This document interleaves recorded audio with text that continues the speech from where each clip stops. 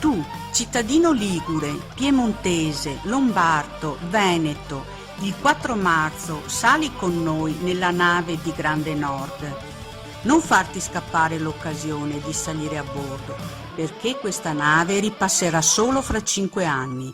Più saremo e più forza avremo nel traghettare il Nord in porti sicuri e combattere contro uno Stato centralista e sprecone.